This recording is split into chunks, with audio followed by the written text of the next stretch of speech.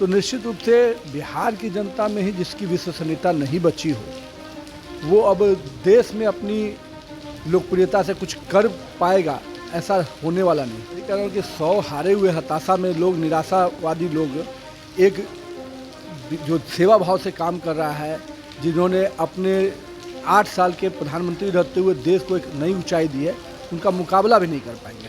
मुख्यमंत्री नीतीश कुमार एनडीए से अलग होकर महागठबंधन के साथ सरकार बनाई। वहीं अब बीजेपी की तरफ से 2024 के लोकसभा चुनाव को लेकर के जो है बिहार में 40 में से 35 सीटों पर जीत का लक्ष्य रखा गया है। हालांकि यह चुनाव जो है आसान नहीं होने वाला है, क्योंकि जहां महागठबंधन की सरकार बनी है, वहीं आज रणनीति भी तैयार की जा रही है, जिसमें तेलंगाना के सीएम चंद्रशेखर राव शिरकत कर रहे हैं। साथ ही साथ तमाम जो 7 घटक दल हैं बिहार में, उन 7 दलों के साथ जो है रणनीति तैयार की जाएगी और आगामी 2024 के लोकसभा चुनाव पर जो है वो चर्चा भी होगी।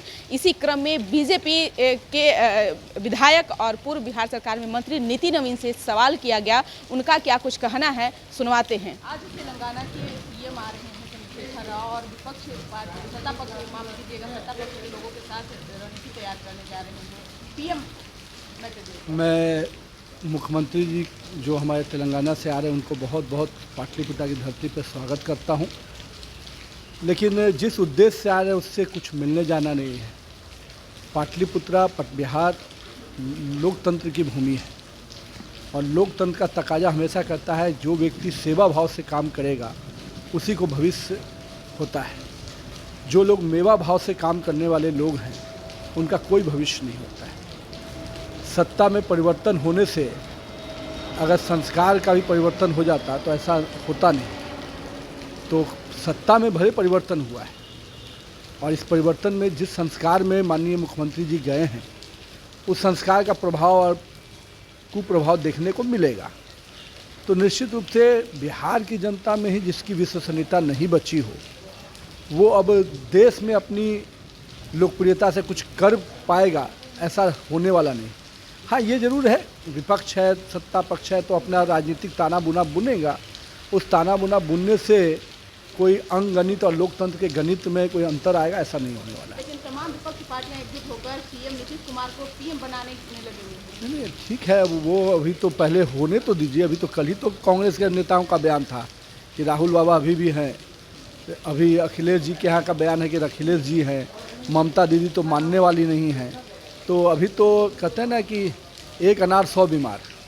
तो वहाँ तो एक उम्मीदवार खाली प्रधानमंत्री का तय करने के लिए 100 बीमार बैठे हुए हैं। तो सारे बीमार लोग एक साथ मिलकर एक स्वस्थ व्यक्ति से लड़ नहीं पाएंगे ना, क्योंकि नरेंद्र मोदी ने एक ऐसा लीडरशिप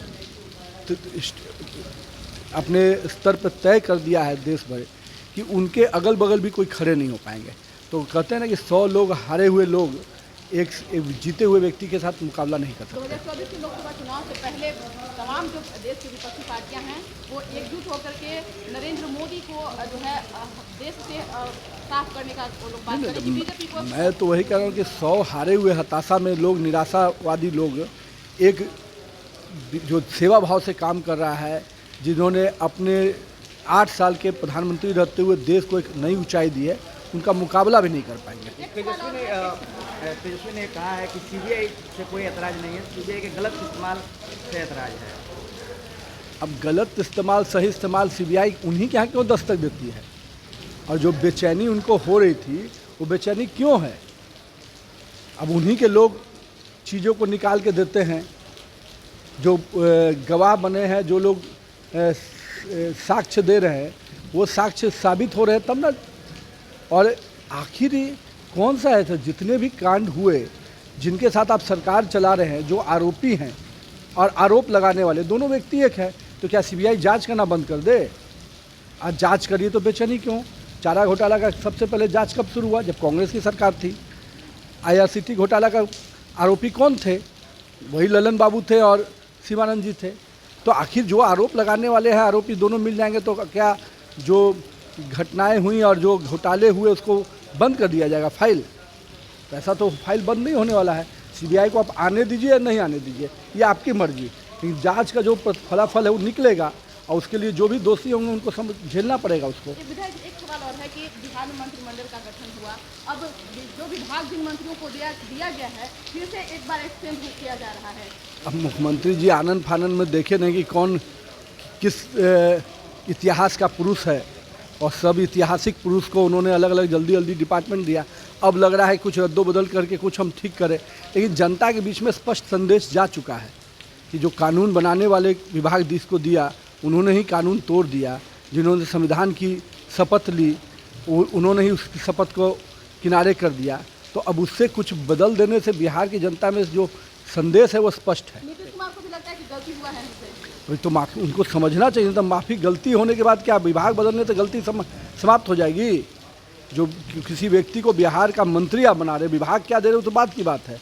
मंत्री बना रहे हैं तो जिस कारण से आपने उनका विभाग बदला, क्या वो कारण समाप्त हो गया है? तो सुना आपने कि क्या कुछ कहा। आपको बता दें कि नीति नवीन जो बिहार सरकार में पूर्व मंत्री हैं, उन्होंने साफ साफ कह दिया है कि जहां महागठबंधन की सरकार की बात कर रहे हैं उसमें सभी के सभी भ्रष्ट हैं, और आज जो भी बैठक कर रहे हैं, जो भी आज रणनीति तैयार करने की बात कह रहे हैं, वह सब एक भ्रष्टाचारियों का ग्रुप है बना हुआ है। क्योंकि जिस तरह से CBI और ED के मामले में भड़क रहे हैं लोग, तो कहीं ना कहीं इनकी मंशा जो है वो सही नहीं है।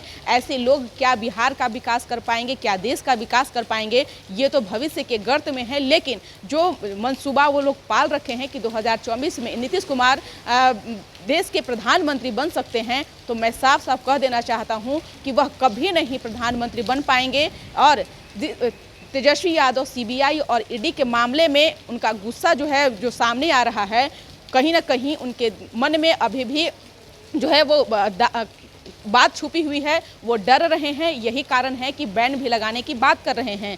हालांकि जब मीडियाकर्मी उनसे यह भी सवाल किया कि बिहार में अब कवायद शुरू हो गया है कि कुछ न कुछ परिवर्तन देखा जाएगा, तो साफ तौर से उन्होंने कह दिया कि 2035 तक अभी वैकेंसी प्रधानमंत्री का है ही नहीं। ना तो कांग्रेस का इनका समर्थन मिल पा रहा है, न ममता बनर्जी का समर्थन मिल पा रहा है, और भी अन्य राज्य हैं वहाँ के लोगों का इनका समर्थन मिल पा रहा है। ऐसे लोग क्या बातें करेंगे। लेकिन 2024 में लोकसभा चुनाव की रणनीति जो है एक तरफ महागठबंधन से भी तैयार की जा रही है और BJP की तरफ से कमर कस ली गई है। आने वाले समय में जो भी अपडेट होगा वो आप तक जरूर साझा करेंगे। इस पर बस इतना ही। बने रहिए न्यूज़ नेशन के साथ। धन्यवाद।